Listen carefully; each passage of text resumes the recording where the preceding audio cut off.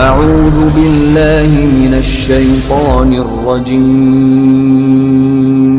بسم الله الرحمن الرحيم اعوذ باللہ من الشیطان الرجیم بسم اللہ الرحمن الرحیم الحمد للہ رب العالمین الصلاة والسلام علی اشرف الخلائق اجمعین اما بعد فقط صلوات پڑھے محمد و آل محمد پر۔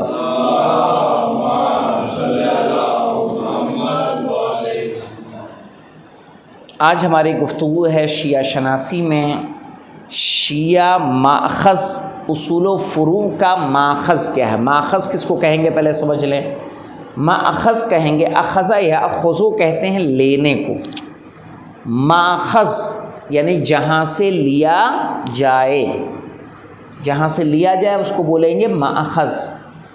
شیعہ اصول و فروع کا ماخذ کیا مطلب؟ اصول دین اور فروع دین کو شیعہ کس جگہ سے لیتے ہیں، ہمارے ریفرنس کیا ہے، ہمارے جو مسائل ہیں، ہمارے جو نظریات ہیں اماموں کے بارے میں، نبی کے بارے میں، خدا کے بارے میں، نماز کے بارے میں جو مسائل ہیں، روزے کے مسائل ہیں، حج کے مسائل ہیں، یہ کہاں سے لیے جاتے ہیں شیعوں میں؟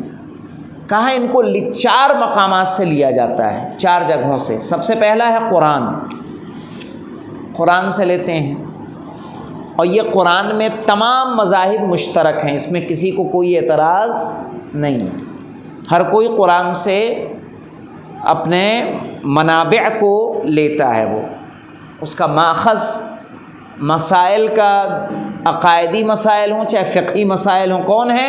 قرآن ہے۔ دوسرا ہے سنت نبی، تیسرا ہے ہمارا سیرت ائمہ، احادیث ائمہ، چہاردہ معصومین ہمارے، ان کی بھی احادیث ہمارے لیے کیا ہیں؟ ماخذ ہیں۔ ماخذ یعنی ایک ریفرنس ہے ہمارا، تاکہ ان سے ہم فقہی مسائل کو لیں۔ تو کتنے ہوئے؟ قرآن، سنت نبی، اور یہاں پہ دیکھیں جب سنت کی بات ہم کرتے ہیں تو اس میں تقریر معصوم، قول معصوم، فعل معصوم، تینوں چیزیں اس میں شامل ہوتی ہیں۔ کیا ہوتا ہے تقریر، کیا ہوتا ہے قول، کیا ہوتا ہے فعل؟ قول معصوم یعنی معصوم جو بول رہے ہیں وہ ہمارے لیے حجت ہے، اس پر ہمارے لیے عمل کرنا ضروری ہے۔ رسول نے اگر کچھ کہا ہے، معصومین نے اگر ہم سے کچھ کہا ہے تو وہ ہمارے لیے حجت، جیسے من کنت مولاہ فہذا علی مولا، یہ ایک حدیث ہے۔ اب یہ رسول کا کیا ہے؟ قول ہے، رسول کا ایک کتھن ہے، رسول کا ایک سیز ہے، سیئنگ ہے ان کی، تو یہ ہمارے لیے کیا ہے؟ حجت ہے، اس پر عمل کرنا ہمارے لیے ضروری ہے۔ اسی طرح امام نے اگر کچھ کہا ہے تو وہ ہمارے لیے حجت ہوگا۔ اب آ جائیں دوسری بات، فعل معصوم کس کو کہیں گے؟ فعل معصوم یعنی اگر معصوم نے اپنی زندگی میں کوئی کام کر کے دکھایا ہے تو وہ ہمارے لیے کیا ہے؟ حجت ہے۔ مثلا امام حسین کا کردار ہو، جناب امام حسن علیہ السلام کا کردار ہو، رسول نے اپنی زندگی میں جو کام انجام دیے ہیں وہ سب ہمارے لیے کیا ہیں؟ حجت ہیں، ان سب پر ہم عمل پیرا ہو سکتے ہیں، ہونا ہے ہمیں۔ ایک ہے تقریر معصوم۔ تقریر کس کو کہتے ہیں؟ تقریر معصوم اس کو کہتے ہیں کہ معصوم موجود ہیں، ان کے سامنے کوئی کام ہو رہا ہو اور معصوم خاموش رہیں، اس کو بولتے ہیں تقریر معصوم۔ اس کا مطلب کہ وہ کام صحیح تھا اس لیے امام خاموش تھے، ورنہ خاموش نہ رہتے۔ سمجھ رہے ہیں؟ رسول اس لیے خاموش تھے ورنہ خاموش نہ رہتے، اس کو بولتے ہیں تقریر معصوم۔ اب اس سے آپ اندازہ لگائیے کہ امام حسین کا یزید کے خلاف قیام کیوں ضروری تھا۔ اس لیے کہ اگر آپ خاموش رہتے ہیں، کچھ نہیں بولتے ہیں، تو وہ ہمارے لیے کیا ہو جائے گا؟ حجت۔ آج ہم یہ کہتے کہ نہیں، ظالم و جابر حاکم بھی ہو جو دین میں تبدیلی کر رہا ہو تب بھی اس کے خلاف احتجاج نہیں کر سکتے، چونکہ امام حسین موجود تھے اور یزید نے ایسے ایسے کارنامے کیے، لیکن اس کے باوجود امام حسین نے کوئی کام انجام نہیں دیا۔ تو اس کا مطلب یہ ہے کہ ضروری نہیں ہے، اگر ضروری ہوتا تو امام اس کام کو انجام دیتے۔ ہمیں یہ اس لیے ہم اس کو مانتے ہیں کیونکہ ہم امام کو معصوم مانتے ہیں کہ امام اپنی جانب سے کوئی کام انجام نہیں دیتا۔ جب وہ خدا کے احکام کو پہنچاتا ہے تو ظاہر ہے جب اس کے سامنے کچھ غلط ہو رہا ہوگا تو پھر وہ خاموش رہنے والا نہیں ہے۔ اسی لیے کوئی بھی مجمع ہو، کوئی بھی ظالم و جابر حکمران ہو، چاہے امام زین العابدین علیہ السلام کو دیکھ لیں، چاہے وہ دربار یزید ہو یا دربار عبید اللہ ابن زیاد، آپ کا خطبہ بتا رہا ہے کہ آپ ان کا مقابلہ کر رہے ہیں، ان کی بات کو خاموشی سے سن نہیں رہے ہیں، جو کہ ہتھکڑیوں بیڑیوں میں جکڑے ہوئے ہیں۔ اگر اس وقت خاموش بھی رہتے ہیں تو کوئی اس پر حرف نہیں اٹھا سکتا، لیکن اس کے باوجود آپ نے کیا کیا ہے؟ کلام کیا ہے اور ہر ایک بات کو آشکار کیا ہے۔ اس کے علاوہ دیکھیں چوتھی ہمارے لیے دلیل کیا ہے؟ کہا عقل، جس کی تفصیل بعد میں آئے گی۔ چونکہ اللہ نے انسان کو عاقل بنایا ہے، انسان کہتا ہے نا ہماری چھٹی حص اس بات کی گواہی دے رہی ہے۔ عقل انسان کا ایک معیار ہے، کوئی چیز اگر آپ کے عقل میں نہیں آ رہی ہے، آپ اس کو رد کر رہے ہیں تو آپ کے پاس اس کی ایک وجہ موجود ہے، بشرطے کہ آپ کی عقل سلیم ہو، بگڑی ہوئی عقل نہ ہو، فاسد عقل نہ ہو، فاسد معاشرے کی پروردہ عقل نہ ہو۔ پتہ چلا کہ آپ اپنے جس محلے میں رہتے ہیں، جس بستی میں رہتے ہیں، وہاں ایسا غلط کام ہوتا چلا آ رہا ہے، آپ کہہ رہے ہیں یہی صحیح ہے۔ جو غلط ہو رہا ہے چونکہ آپ کی پرورشی کیا ہوئی ہے؟ فاسد ہوئی ہے۔ بھئی جو بچپنے سے شراب پی رہا ہو، پتہ چلا گھر میں دسترخوان پہ لگتا ہے، آئے سمجھ میں، ایک بوتل رکھی جاتی ہے، ماں اماں ابا بیٹا بیٹی سب پی رہے ہیں، تو اس کے لیے بالغ ہونے کے بعد بھی، ایک مسلمان معاشرے میں آنے کے بعد بھی اس کو کیا لگے گا؟ ایک نارمل سی چیز لگے گی، کیونکہ وہ بچپنے میں سب اس کی پرورشی کیسے ہوئی ہے؟ پرورشی اسی طریقے سے ہوئی ہے۔ تو کہا اگر کسی کی عقل ایسی ہے تو وہ عقل ہمارے لیے حجت نہیں ہے، بلکہ سالم عقل ہونا ضروری ہے۔ آئیے دیکھتے ہیں، سب سے پہلے ہم ایک پر یہاں گفتگو کریں گے۔ آج گفتگو ہماری ہوگی صرف اور صرف قرآن پر، کہ قرآن کریم کو تمام اسلامی مذاہب قبول کرتے ہیں، چاہے وہ کوئی بھی مذہب ہو، قرآن کو سب مانتے ہیں۔ اگرچہ قرآن کریم کے مفاہیم یعنی جو اس کے معانی ہیں، اس سے فائدہ حاصل کرنے میں کچھ تھوڑے بہت مسائل کے بارے میں اختلاف پایا جاتا ہے، پھر بھی قرآن کریم مشترکہ طور پر ہر مذہب مسلم کا ایک ریفرنس ہے، ایک ماخذ ہے، صحیح ہے، کہ جہاں سے انسان اپنے احکام کو لیتا ہے۔ امام جعفر صادق علیہ السلام فرماتے ہیں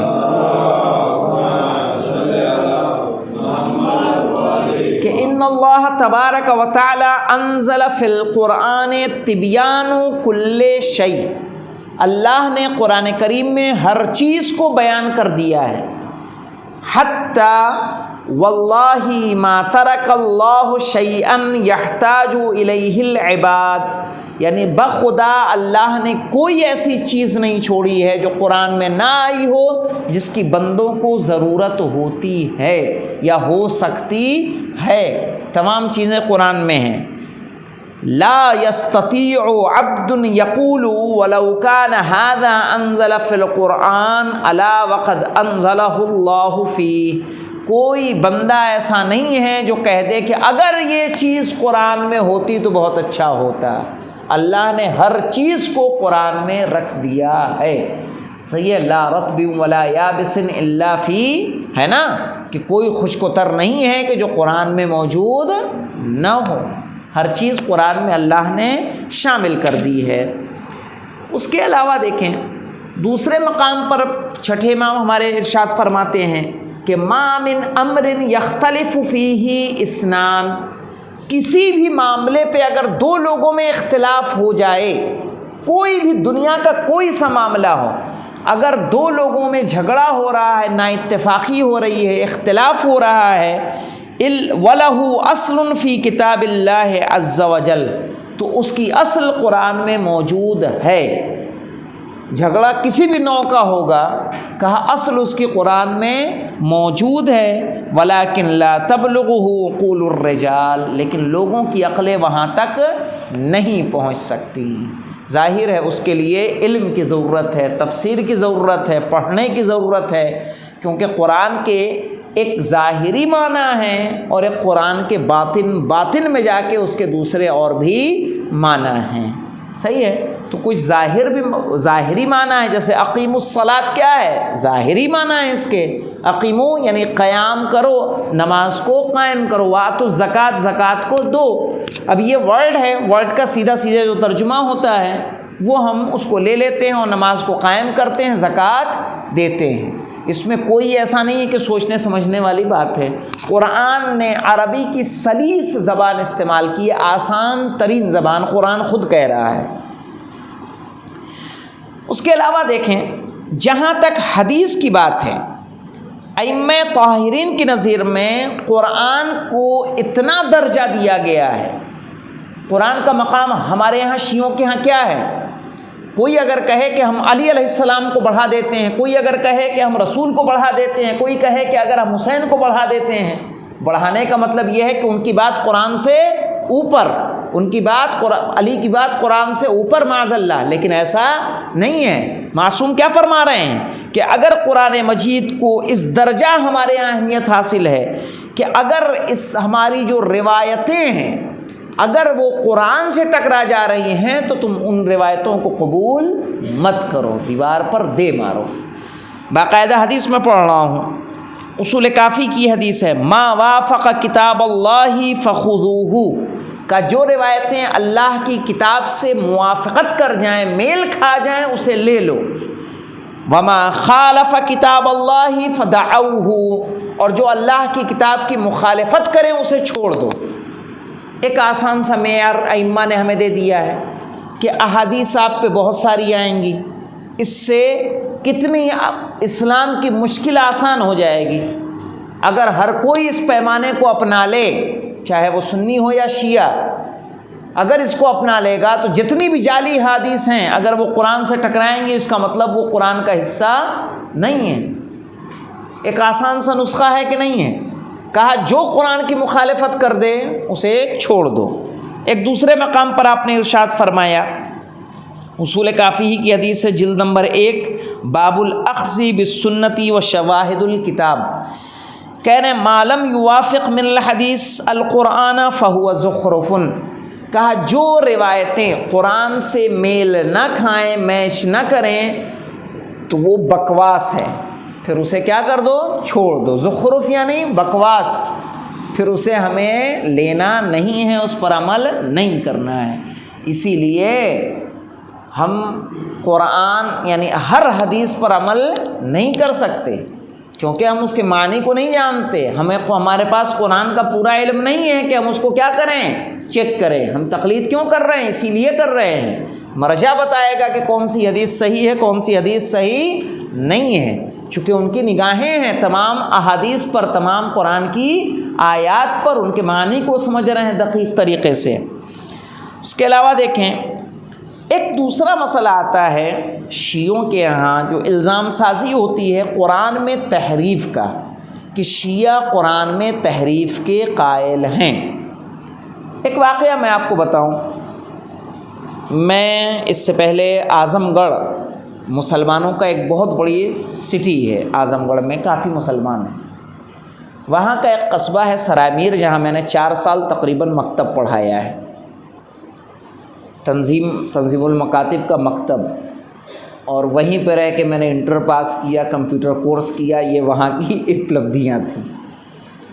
تو ایک مفتی صاحب کے بیٹے تھے، وہ بھی مفتی تھے، ایک ہومیوپیتھ کے ڈاکٹر تھے، ان کے ہاں ہم لوگ بیٹھے تھے، مغرب کے بعد کی بات ہے، اور بات ہوتے ہوتے ایسے ہی بات نکلی، اور ان کا ہم مسجد میں رہتے تھے، مسجد کے باہر ہی وہ دکان تھی ڈاکٹر صاحب کی، تو ہم گئے تھے دوا لینے کے لیے، مفتی صاحب وہاں بیٹھے ہوئے تھے، بات چیت میں نکلی کہ نہیں آپ کے یہاں 40 پارے کا قرآن ہوتا ہے، آپ نے بھی سنا ہوگا، مشہور ہے کہ شیعوں کے یہاں قرآن 40 پارے کا ہوتا ہے۔ میں نے کہا نہیں ایسا نہیں ہے، کہا نہیں ایسا ہی ہوتا ہے۔ میں نے کہا چلیے آئیے ابھی چلیے.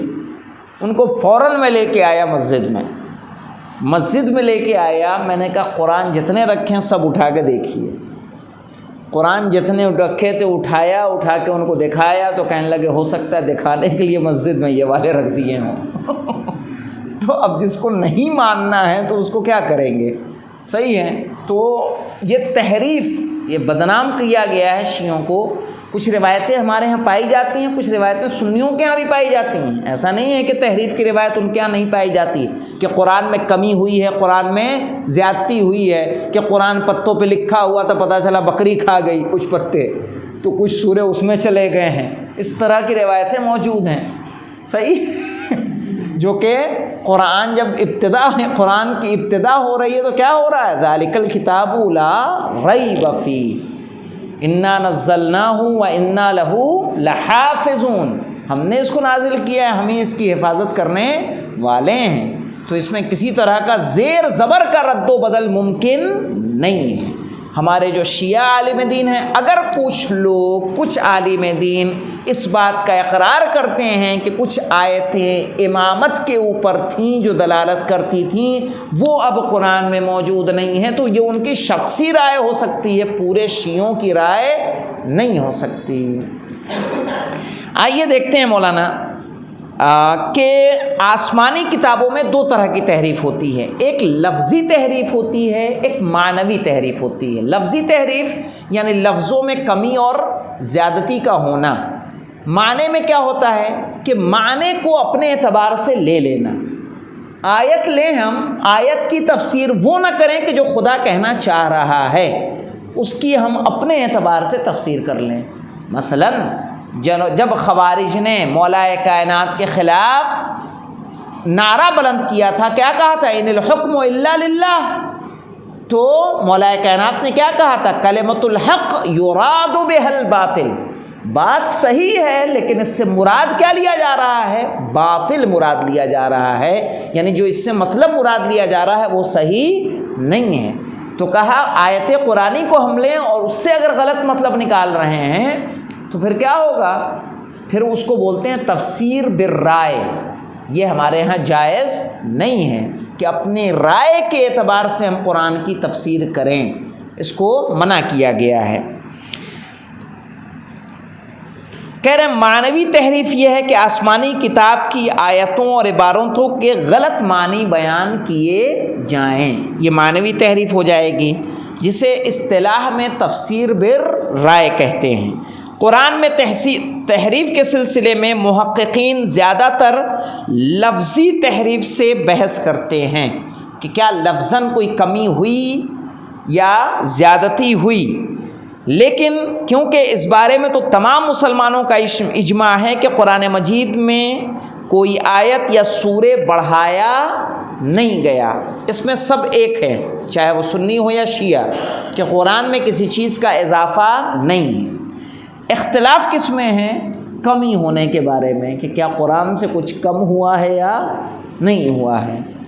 تو وہاں پر کمی کے بارے میں بعض لوگوں کا خیال ہے، اسی لیے میں کہہ رہا ہوں بعض پہ غور کریں. بعض کو پورے شیعوں کا عقیدہ نہیں بتایا جا سکتا، ورنہ میں اہل سنت کے وہ روایتیں لے کے آیا ہوں کہ رجم کی آیتیں عمر نے خود کہا ہے کہ رجم کی آیت قرآن میں موجود تھی، اور انہوں نے باقاعدہ کہا کہ اس کو ڈالو، لکھو، اور لوگوں نے منع کیا کہ نہیں یہ قرآن میں موجود نہیں ہے. لوگوں نے منع کیا ہے.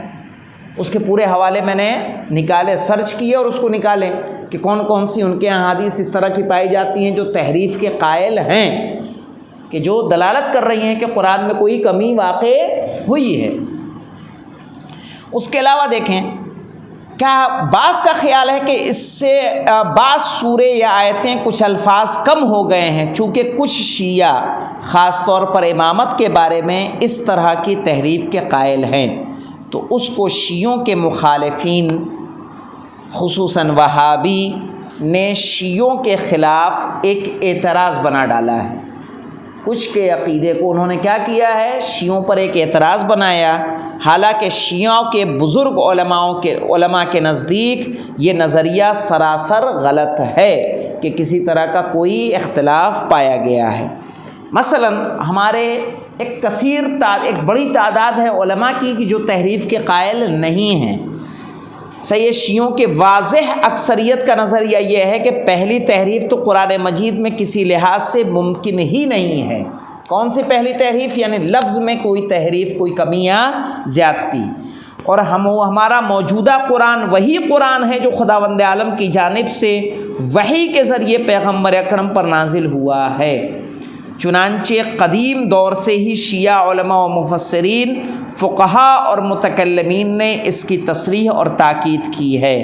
جیسے شیخ صدوق، جن کا انتقال کب ہو رہا ہے؟ 381 ہجری میں، آج نہیں، ابھی 1444 ہے، 381 ہجری میں۔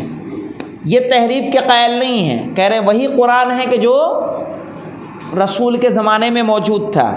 شیخ مفید، جن کا انتقال 413 ہجری میں ہوا ہے، وہ بھی اسی بات کے قائل ہیں کہ یہ وہی قرآن ہے کہ جو رسول کے زمانے میں تھا۔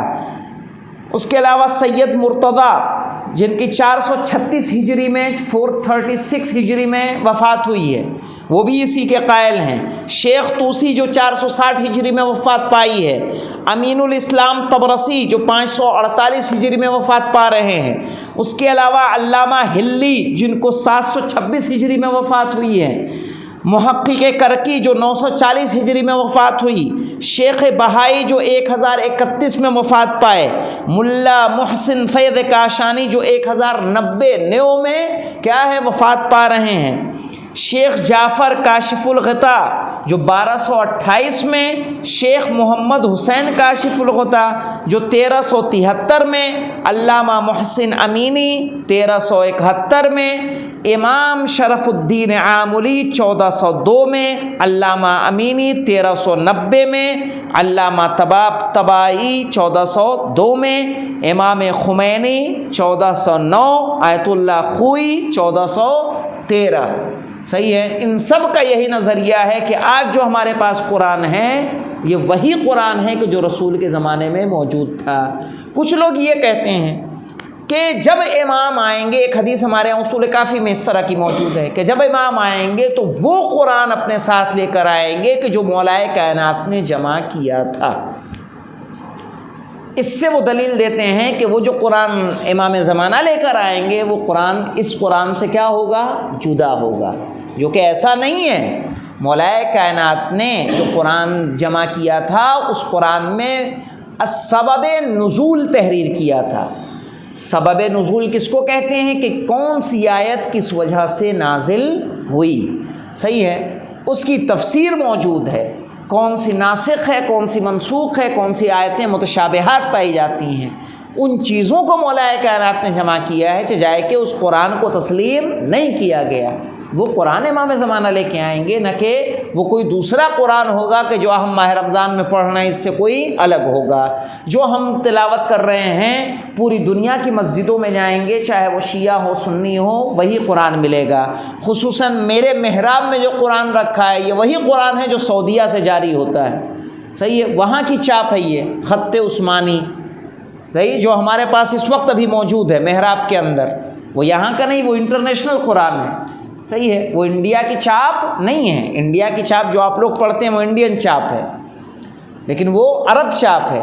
تو کہا اپنے شیعہ مسالک میں، مدرسوں میں، امام باڑوں میں یہی قرآن موجود ہے، اس کے علاوہ کوئی اور قرآن نہیں۔ لیکن اب جس کو نہ ماننا ہو لا کے دکھا بھی دوں گا تب بھی وہ ماننے والا نہیں ہے۔ یہ تو میری خود کی آزمائی ہوئی ہے، کہہ دیا کہ ہم مسجد میں دکھانے کے لیے رکھا ہوگا۔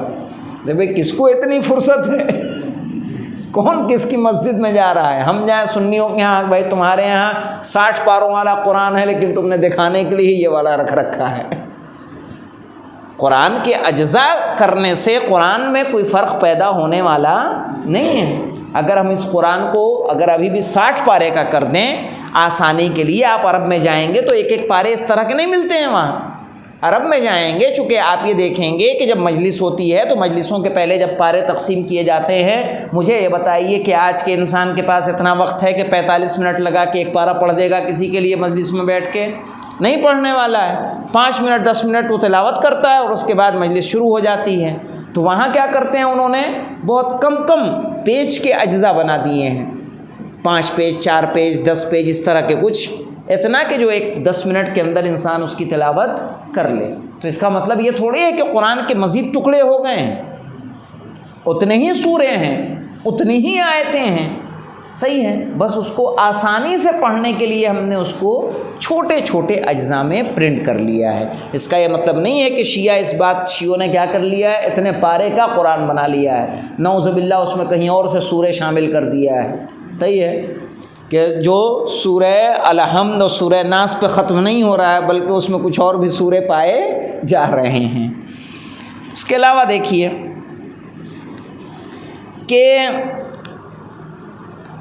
بعض شیعہ علماء نے صاف الفاظ میں یہ تاکید کی ہے کہ قرآن کریم ہر قسم کے لفظی تحریف یعنی کمی اور زیادتی سے محفوظ ہے۔ مثلا سب کے یہاں اقوال تو نہیں پیش کیے جا رہے ہیں، ایک شیخ صدوق اور ایک امام خمینی کیوں لیا جا رہا ہے؟ کیونکہ سب سے پہلے جو ہم نے حوالے دیے ہیں 381 ہجری میں شیخ صدوق کا، اور سب سے آخری حوالہ امام خمینی کا جو 1409 ہجری میں وفات پا رہے ہیں، اس لیے دونوں کا قول کوٹ کیا جا رہا ہے۔ شیخ صدوق اپنی کتاب، ان کی کتاب ہے اعتقادات یعنی ہمارے عقیدے، اس میں تحریر کرتے ہیں کہ ہمارا عقیدہ یہ ہے کہ رسول اکرم صلی اللہ علیہ وآلہ وسلم پر جو قرآن نازل ہوا، کہا ان پر جو قرآن نازل ہوا تھا وہی قرآن ہے جو اس وقت مسلمانوں کے درمیان رائج ہے، رائج یعنی جو یوز میں ہے، اور وہ قرآن موجودہ سے زیادہ نہیں تھا، صحیح ہے، جو پہلے تھا وہ بھی اس سے زیادہ نہیں تھا، اور جو بھی ہماری طرف یہ نسبت دیتا ہے کہ ہم اس بات کے قائل ہیں کہ قرآن مجید موجودہ سے زیادہ تھا تو وہ جھوٹا ہے، صحیح ہے۔ اگر بھی کوئی کہہ رہا ہے کہ پہلے والا قرآن زیادہ تھا اب والا کم ہے تو کیا ہے، اس نے جھوٹ بولا ہے، ایمانداری سے کام نہیں لیا ہے۔ امام خمینی فرماتے ہیں کہ جو شخص بھی قرآن مجید کے حفظ اور کتابت کے بارے میں مسلمانوں کے اہتمام سے واقفیت رکھتا ہے کہ مسلمانوں نے ایک قرآن کو پرنٹ کرنے کے لیے مسلمان کیسے پرنٹ کرتے ہیں، کیا پریکاشنز لیے جاتے ہیں، کتنی احتیاط کی جاتی ہے، کہا وہ تحریف کے غلط ہونے سے بھی بخوبی واقف ہو جائے گا کہ قرآن میں کوئی تحریف ممکن نہیں ہے۔ کہہ رہے جن روایتوں سے عقیدہ تحریف کو ثابت کیا جاتا ہے، جو روایتیں جو حدیث ہیں جن سے مانا جاتا ہے کہ شیعہ تحریف کے قائل ہیں، کہا روایات یا تو سند کے اعتبار سے کمزور ہیں، جو ان کی سند ہے انجابر بن انصاری ان فاطمہ الزہرا، یہ جو آ رہے ہیں اس کو بولتے ہیں سند، کہا یا تو سند ان کی کمزور ہے یا ان سے استدلال نہیں کیا جا سکتا، یا بالکل جعلی حدیثیں یا گڑھی ہوئی حدیثیں ہیں، اور جعلی ہونے سے واضح ثبوت ہیں۔ البتہ جو روایتیں معتبر ہیں ان کا مفہوم یہ ہے کہ قرآن مجید میں تفسیر و تعویل کے لحاظ سے تحریف ہوئی ہے، یعنی قرآن کی تفسیر میں تحریف ممکن ہے، قرآن کی تعویل میں تحریف ممکن ہے کہ لوگ اس کے، جیسے میں نے اس سے پہلے بتایا تھا کہ معاویہ نے باقاعدہ 1,00,000 درہم دیے ہیں کہ تم جو ہے اس ومن یشری نفسہ ابتغاء مرضات اللہ کی تعویل کر دو، کہ یہ کس کی شان میں نازل ہوئی ہے، ابن ملجم کی شان میں نازل ہوئی ہے، صحیح ہے، تو یہ تحریف ہے یا نہیں ہے؟ بالکل تحریف ہے، کہ قرآن کا جو صاف صاف مطلب ہے وہ مطلب نہ لے کے ہم اپنے حساب سے مطلب کو لیں۔ اس کے علاوہ دیکھیں امام خمینی اس کام میں امام خمینی کے اس کلام میں 2 باتوں پر توجہ دی گئی ہیں، ایک تو قرآن مجید تحریف سے محفوظ ہے، دوسرے قائلین تحریف کے نظریے پر تنقید کی گئی ہے، تنقید یعنی اعتراض کیا گیا ہے کہ یہ تحریف نہ ہونے کی دلیل ہے۔ اعتراض کیا کیا گیا ہے کہ جو انہوں نے حدیث پیش کی ہے وہ حدیث کی سند کیا ہے، ضعیف ہے۔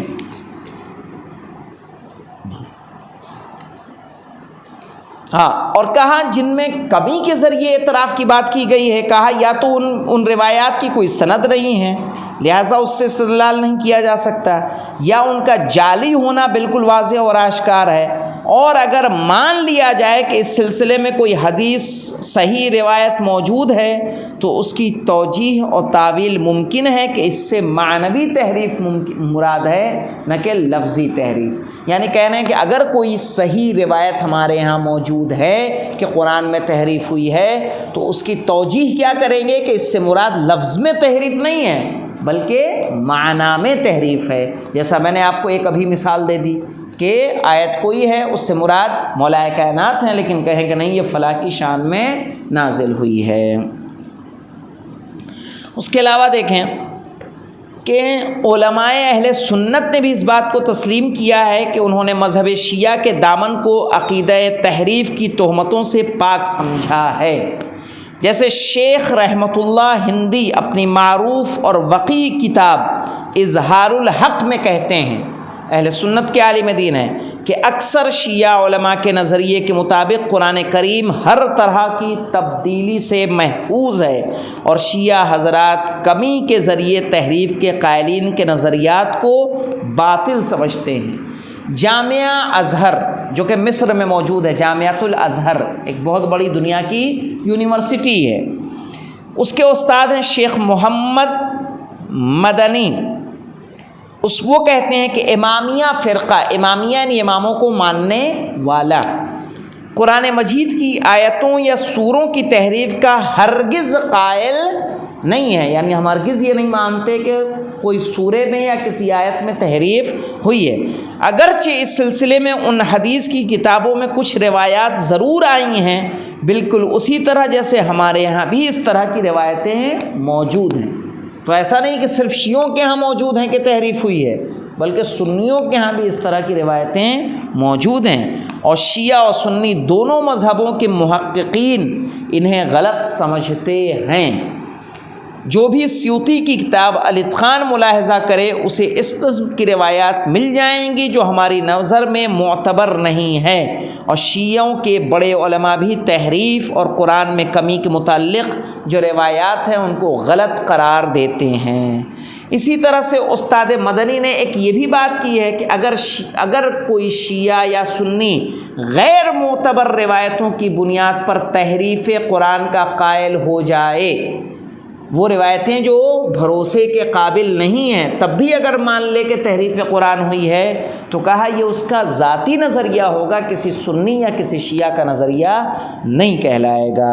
جیسے انہوں نے ایک ریفرنس میں دیا ہے کہ جیسے کہ مصر کے ایک عالم نے الفرقان نامی کتاب لکھی تھی، اور اس میں قرآن میں کمی سے متعلق جو روایتیں پائی جاتی تھیں ان کو جمع کیا تھا، تو الازہر یونیورسٹی نے اس کتاب کو بے بنیاد ثابت کرنے کے بعد حکومت سے اس پر پابندی کی درخواست کی تھی، اور اس کتاب پر پابندی لگائی گئی تھی۔ اب آ جاتے ہیں آخری بات، اور اس کے بعد آپ کی زحمت کو تمام کریں کہ آیا قرآن کے ظاہر پر عمل کر سکتے ہیں یا نہیں۔ قرآن کا ظاہر ہمارے لیے حجت ہے۔ قرآن نے صاف صاف لفظوں میں کہا ہے انا انزلناہ قرآنا عربیا، ہم نے قرآن کو عربی زبان میں نازل کیا، لعلکم تعقلون، شاید کہ تم اسے کیا کرو، سمجھو۔ قرآن عربیا غیر ذی عوج لعلہم یتقون وہذا لسان عربی مبین، یہ عربی زبان میں واضح کتاب ہے۔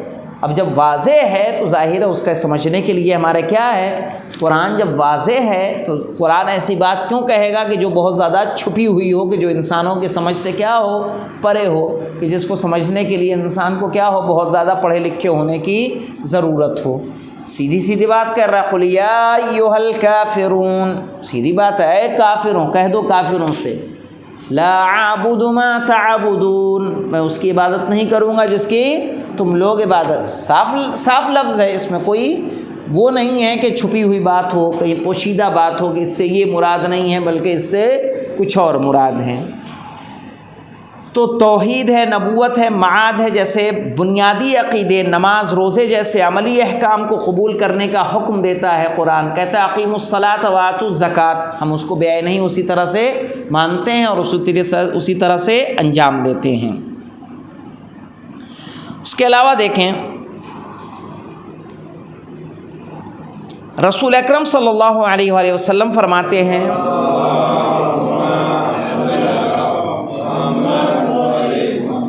کہ من تکلم فی القرآن برأیہ فاصاب فقد اخطأ، کہ اگر قرآن کے متعلق کوئی اپنی تفسیر بیان کرے اور وہ تفسیر صحیح بھی ہو، کہا تب بھی اس نے غلطی کی۔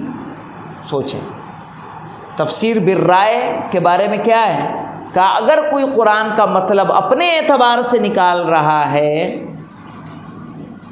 اور اس نے صحیح بھی کہا ہے تو وہ غلط ہے۔ اسی لیے جب ہم کہتے ہیں قرآن کے ٹرانسلیشن کو پڑھنا، قرآن نہیں ہے، چونکہ قرآن کا ٹرانسلیشن ہمارے الفاظ ہیں، یہ ضروری نہیں ہے کہ ہم وہی سمجھے ہوں جو خدا سمجھانا چاہ رہا ہے۔ اس لیے قرآن کا ترجمہ اگر پڑھ کے ہم سمجھیں کہ ہم نے قرآن پڑھ لیا ہے تو وہ قرآن کا ترجمہ ہے، قرآن نہیں ہے۔ دعا کا ترجمہ ہوگا، دعا نہیں ہوگی۔ صحیح ہے، دعا ائمہ کا کلام ہے۔ اب کہے دعا جب عربی میں ہے، جب سمجھ میں نہ آئے تو اس کا فائدہ کیا ہے؟ تو اس کو سمجھانے کے لیے ایک عابد و زاہد نے کیا کام انجام دیا کہ ایک شخص آیا کہ میں قرآن پڑھ کے کیا کروں گا، وہ تو سمجھ میں آتا نہیں، وہ تو عربی میں ہے، میں پڑھتا رہوں وہی حال ہے بھینس کے آگے بین بجا، بھینس لگی بگلائے، کچھ ہے نا کہ منہ چلا آپ بین بجا رہے ہیں، وہ اپنا کیا کر رہی ہے؟ جگالی کر رہی ہے، وہ اپنا کھانا چبا رہی ہے مثل کہی جاتی ہے۔ تو ایسی صورت میں ہم قرآن پڑھ رہے ہیں، ہمارے سمجھ میں نہیں آ رہا ہے، اس کا کیا فائدہ ہے؟ تو انہوں نے ایک بالٹی ان کے پاس تھی جس میں وہ کوئلہ ڈھوتے تھے، اور نیچے سے اس میں کوئلے کو صاف کرنے کے لیے چھید تھا۔ کہا جاؤ ندی سامنے ہے، ندی سے پانی لے کے آؤ۔ تو اس نے ان کی بات مانی اور بالٹی لے کے گیا پانی لینے کے لیے، لیکن لے کے آیا تو آتے آتے سارا پانی گر گیا۔ کہا یہ تو اس میں سے سارا پانی گر گیا۔ کہا جاؤ پھر لے کے آؤ۔ ایسا اس کو 3-4 بار بھیجا۔ کہا پانی تو نہیں آیا۔ کہا لیکن ایک چیز تم نے دیکھی کہ جو بالٹی کوئلے سے کالی تھی اب وہ کیا ہو گئی؟ صاف ہو گئی۔ کہا قرآن بھلے تمہارے سمجھ میں نہ آئے لیکن تمہیں اندر سے کیا کر دے گا؟ صاف کر دے گا۔ سمجھ رہے ہیں؟ تو جو لوگ یہ دلیل دیتے ہیں کہ ہمیں سمجھ ہی میں نہیں آتا تو ہم کیا کریں گے پڑھ کے، نہیں، اس کی تلاوت کا ایک اپنا فیض ملنا ہے۔ سمجھنا ایک اچھی چیز ہے، ہم یہ نہیں کہہ رہے کہ نہیں مت سمجھو، سمجھنا ایک اچھی چیز ہے، لیکن صرف اس بنیاد پہ انسان نہ پڑھے کہ نہیں سمجھ میں آتا تو پڑھ کے فائدہ کیا؟ تو فائدہ ہے، پانی بھلے نہ آئے لیکن بالٹی صاف ہو جائے گی۔ صحیح ہے، جب بار بار انسان اسے پڑھے گا۔ اس کے علاوہ دیکھیں کہ جو اکثر شیعہ علماء کا نظریہ تقریباً یہی ہے، لیکن کچھ اخباری یہ مانتے ہیں کہ قرآن مجید کو سمجھنے کے لیے صرف اماموں کی حدیث ہی واحد ذریعہ ہے، اس کے علاوہ کوئی چیز اور کسی اور سے ہم قرآن کی ہم آیتوں کو نہیں سمجھ سکتے۔ لیکن روایت معصومین کو قرآن مجید کے سمجھنے کا واحد ذریعہ کیسے قرار دیا جا سکتا ہے، جبکہ ائمہ معصومین کی احادیث میں تذکرہ موجود ہے کہ احادیث معصومین اگر ان میں اعتراض پایا جا رہا ہے تو ان کو قرآن پر دے مارو، قرآن سے اگر موافق ہوں تو اس کو لو ورنہ مت لو۔ تو احادیث کو پرکھنے کا ذریعہ کون ہے؟ قرآن ہے۔ تو قرآن کو سمجھنے کے لیے صرف اور صرف ہم احادیث پر بھروسہ کر سکتے ہیں؟ نہیں کر سکتے، چونکہ احادیث کو چیک کرنے کے لیے پھر کہاں آنا ہے؟ ہمیں قرآن پہ آنا ہے۔ تو ہم کہیں کہ صرف احادیث اخباری کیوں؟ وہاں گمراہی کے امکان کیوں پائے جاتے ہیں؟ کیونکہ آپ روایات کو لے رہے ہیں، روایات صحیح ہیں غلط ہیں آپ نے چیک کیا؟ روایات قرآن سے متعارض ہیں آپ نے چیک کیا؟ نہیں چیک کیا، تو آپ کے غلطی کے نہ جانے کتنے امکانات ہیں۔ ایسا تھوڑی کہ ہم نے بحار الانوار لے لیا، اصول کافی لے لی، گجراتی میں ترجمہ ہو گیا، اس میں پڑھتے رہے کہ 7ویں امام نے یہ فرمایا، 8ویں امام نے یہ فرمایا، مولا علی نے یہ فرمایا، رسول نے یہ فرمایا، آپ اٹھیں اور اصول کے اکارڈنگ عمل کرنا شروع کر دیں۔ صحیح ہے؟ تو یہ ضروری نہیں ہے چونکہ ہم اس کو سمجھ نہیں رہے ہیں، صرف ہم نے ایک حدیث کو دیکھا ہے، تمام احادیث کو نہیں دیکھا ہے۔ ایک حدیث دوسرے حدیث کی شرح کرتی ہے، ایک موقع کس موقع پر امام نے کہا تھا، کس محل میں کہا تھا، کن حالات میں اس کو انجام دیا تھا، تمام باتیں دیکھی جاتی ہیں۔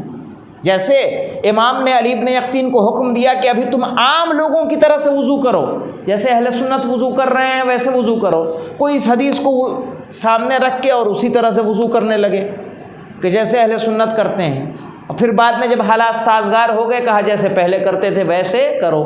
تو اگر دونوں حدیثیں وہ نہیں پڑھے گا تو کیا ہوگا؟ ایک حدیث کو پڑھ کے کیا کرے گا؟ پتہ چلا کہ ابھی تک پیر کا مسح کرتا تھا، پیر دھلنے لگ گیا وہ ہے کہ نہیں؟ تو اس کو پوری نالج کا ہونا ضروری ہے۔ اس کے علاوہ دیکھیں، جناب زرارہ نے پانچویں امام سے یہ پوچھا کہ سر کے کچھ حصے کا مسح واجب ہے، صحیح ہے، نہ کہ پورے سر کا، اس کی دلیل کیا ہے؟ بھائی سر میں ہم پورے سر کا مسح نہیں کرتے ہیں، اہل سنت کیا کرتے ہیں؟ پورا کان ناک پورا کرتے ہیں نا۔ ہمارے ہاں کیا ہے؟ کچھ حصہ، سر کا کچھ حصہ۔ زرارہ نے امام محمد باقر علیہ الصلوۃ والسلام سے پوچھا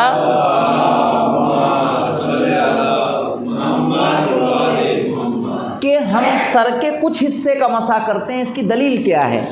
تو امام نے فرمایا وَامْسَحُوا بِرُؤُوسِكُمْ۔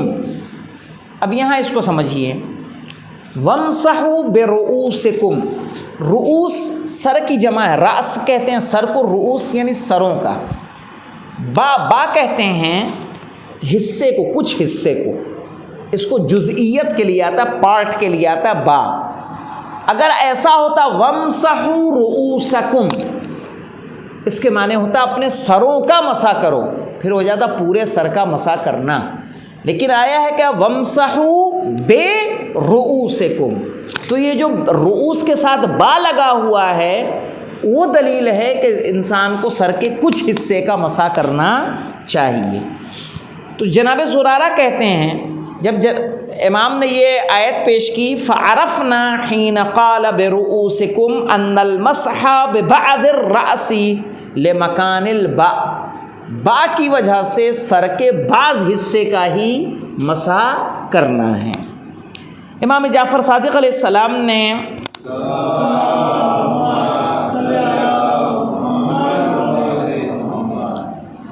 چغل خوری کی بات کے لیے آپ نے کہا کہ چغل خور کی بات کو قبول مت کرو، اور اس آیت کو پیش کیا، قرآن سے دلیل آپ نے دی کہ یا ایھا الذین آمنوا ان جاءکم فاسق بنبأ فتبینوا، کہ اگر فاسق انسان کوئی خبر لے کر آئے تو اس کی خبر کی تفتیش کرو، خبر کو فوراً تسلیم نہ کر دو۔ تو ادھر امام نے قرآن سے دلیل دی، یہاں بھی امام نے کس سے دلیل دی؟ قرآن سے دلیل دی۔ جناب اسماعیل نے جب آپ نے پوچھا کہ جب مومنین تمہارے پاس آ کر کسی چیز کی گواہی دے تو اسے قبول کر لو، اور اس کے بعد یہ آپ نے آیت پڑھی یؤمن باللہ ویؤمن للمؤمنین، یؤمن باللہ وہ ایمان رکھتا ہے اس چیز پر جو اللہ لے کر آیا ہے، ویؤمن بالمؤمنین جو مومنین کہہ رہے ہیں وہ اس پر بھی یقین رکھتا ہے، ایمان رکھتا ہے۔ تو اس کا مطلب یہ قرآن دلیل دے رہا ہے، قرآن ہمارے لیے کیا ہے؟ حجت ہے۔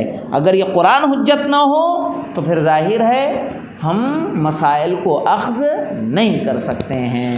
تو آج ہماری گفتگو یہاں پر تمام ہوتی ہے کہ شیعہ تحریف کے قائل نہیں ہیں، چاہے وہ بکری چر گئی ہو، جہاں بھی چری ہوگی، لیکن جو قرآن رسول کے زمانے میں موجود تھا وہی قرآن آج بھی موجود ہے، اور شیعہ مساجد میں بھی وہی 30 پاروں کا قرآن شروع ہوتا ہے کہ جس میں 114 سورے ہیں، کہ جو سورہ الحمد سے شروع ہوتا ہے اور سورہ والناس پر ختم ہوتا ہے، جس کا پہلا پارہ الف لام میم ہے اور آخری پارہ عما یتساءلون ہے۔ اس سے ہٹ کے شیعہ مساجد میں، امام بارگاہوں میں، گھروں میں کوئی اور قرآن نہیں ملے گا۔ الحمدللہ رب العالمین۔